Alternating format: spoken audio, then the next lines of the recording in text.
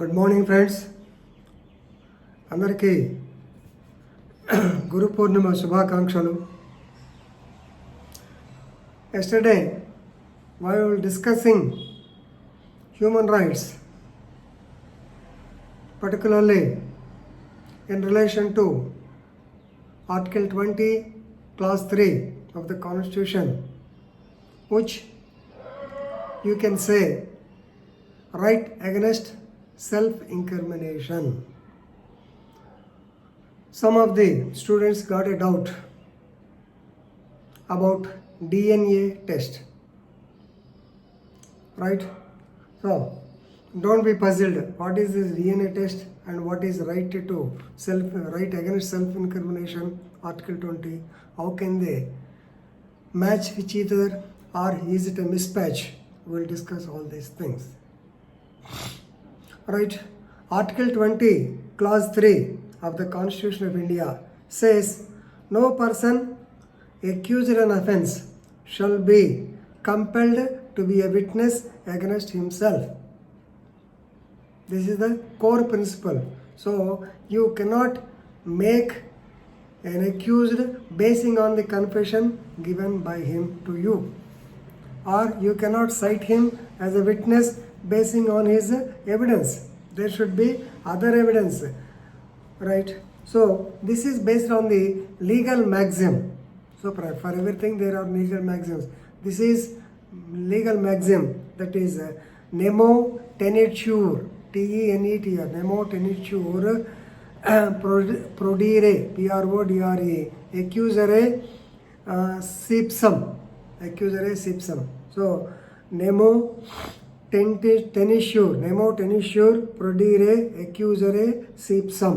That means no man is obliged to be a witness against himself, right? Please remember,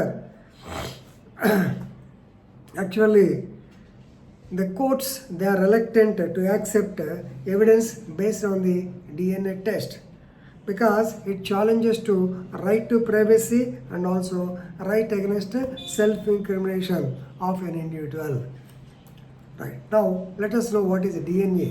DNA, as all of you know, deoxyribonucleic acid, that is DNA pattern, DNA genes. So the genes are individual, the genes are separate, but the genes are parental genes will come to the children. So basing on the pattern, they will decide whether he is the father of so and so, whether this blood belongs to so and so, basing on hair, whether this hair belongs to so and so. All these things for determination or for identity proof, the DNA test is 100% useful. But how it is against self-incrimination, how it is right to privacy? Please remember, whenever we talk about this is actually right against self-incrimination. So at the same time, let us discuss about right to privacy also. Article 21 says about the right to privacy.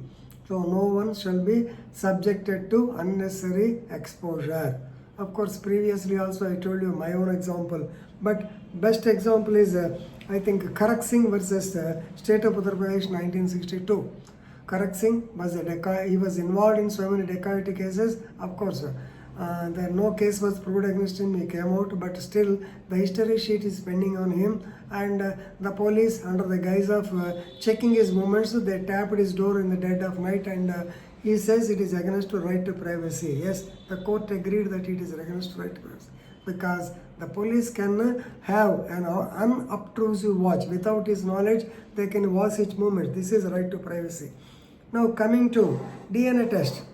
So please remember, DNA test, definitely it is against to right of self-incrimination, because you cannot ask him. Suppose if you ask him that are you the father of so and so, he will dispute, but you cannot pressurize him for undergoing the DNA test. First of all, let us know how this DNA testing pattern is useful. Number one, previously I told you, for the establishing the identity of a person, definitely basing on the other things, definitely they can come to a definite conclusion that he is so and so. Identity purpose, even though the hairs are available, even though the blood is available, even though any body material any flesh is available, definitely they can test it and they can give the IDT. Second is, normally this is being used in disputed parentage, disputed paternity in this case, right? So if you are subjected to DNA test, is it not against to self-incrimination? Yes, definitely. But here is, remember, Article 23, all the fundamental rights, they are not absolute rights. There is the so-called reasonable restriction for them. Just like what is Article 19, Clause 2 says. So fundamental rights are not absolute rights. There is a reasonable restriction. Now the point is, reasonable restriction will come into place. Now I'll tell you one case. This is yes, Kanchan Bedi versus Gurpreet Singh Bedi. Kanchan Bedi is the wife versus Gurpreet Singh Bedi, 2003, right? So they were married. Actually, of course, they were married. But prior to that, Kanchan Bedi was already married. She divorced her husband. This is second marriage. Now this man disputes the parent, the children, the child, Amar or something. So he disputed the parent that he is not the father, he is not the biological father, he is disputed. Matter went to the court and this man filed a divorce petition. She contested the same. He said that she flirts with so many fellows, all these things. He has leveled allegations against her. Ultimately, she requested the Honorable Court for a DNA test to verify the parentage. Then he said, it is nothing but right to privacy, nothing but right to self-incrimination. The lawyer argued vehemently, but the court did not agree. Because what is the question? The dispute in this particular case is about the parentage. How to decide the parentage? So with DNA test, it will be possible. It may be possible. Please remember, DNA test is not the 100%. You cannot say it is proved based on the DNA test. There should be some corroboration, just like our Section 45 expert evidence, right? So Gurpreet Singh opposed that his rights would be violated, but the court held that where the parentage of this child is in dispute, DNA test does not amount to violation of your Article 21 or Article 20, Clause 3. Go and attend the DNA test, right? Second is the case with of course he died, we should not say, but I will make a mention. N.D. Tiwari, who worked as the governor of AP, there was a disputed parentage. His son, of course, he wanted to be called the son of N.D. Tiwari. Lot of objections. Even since he was the governor, nobody could touch him. After he relinquished this job and went to Uttarakhand, there this dispute is settled as he stated that he is the biological son. Prior to that, he objected for giving the DNA test and the court asked him to go for DNA test. Mr. N.D. Tiwari case. This is also important case. And there is another case. Geeta Saha versus NCT, National Capital Territory of Delhi, 1999. Here what happened is Geeta Saha, she was ravished, she was raped and she gave birth, of course, the fetus. She did not give birth, she was impregnated. She filed a case against the perpetrators of the crime. Ultimately, it was subjected to. But to decide the fetus to whom it was born, then the division bench of the High Court is ordered DNA test to be conducted on the fetus of the rape victim. So if the genes is there, then it will be subjected to comparison with the accused.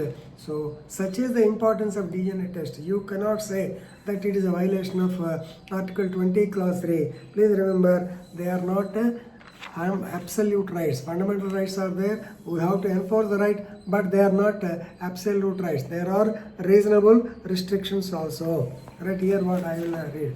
Article 20, Clause 3 provides protection against self-incrimination and gives the right to accused to remain silent. It is a separate topic we will discuss later.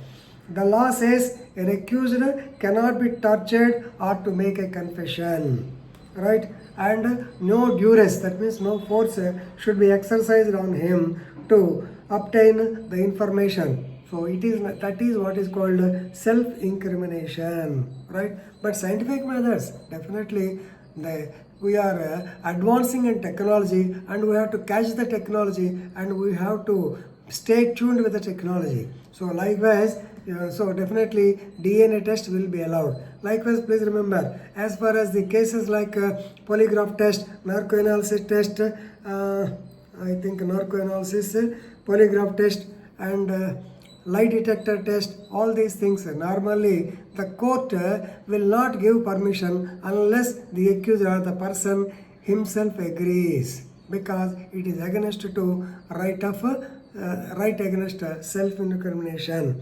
Please remember, they will be only, but they can be conducted, they will be allowed in extraordinary circumstances.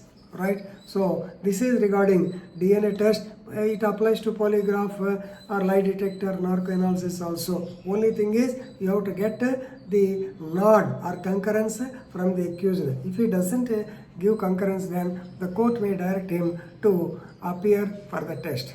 Friends, lastly I want to tell you, this does not apply to departmental inquiries for the government employees. So, right to self-incrimination, you cannot ask me. This happened in the case of Nandini Setapathy versus, I think, state of Orissa. Actually, she was involved and accused in a vigilance case. The vigilance people asked her to come. She visited and they have given a long question to her. She said, I am not going to give any reply. I want to keep silent. Of course, it is also allowed because she cannot be incriminated against herself by giving or by admitting, then definitely she will incriminate. So she objected and it was allowed also. Actually, at that time only the judgments have come. Right, so in departmental inquiries, please remember the right to self-incrimination, it cannot be applied because it is not a criminal case. Right, so this does not apply to departmental inquiry against a government servant as there is no accusation of any offense. So with this we will stop. So please remember, DNA test has to be allowed, even though of course as an advocate you can say that it is against the right to privacy, but still the court can order, because please remember, the fundamental rights are not absolute rights. They have got reasonable restrictions. That's why DNA test is allowed under even against to Article 20, Clause 3 of the Constitution of India. Please remember these cases: Kanchan Bedi versus Gurupreet Singh Bedi, Geeta Saha, she was subjected to rape, and our ND Tiwari is example. That's all. So this is regarding DNA test. Thank you.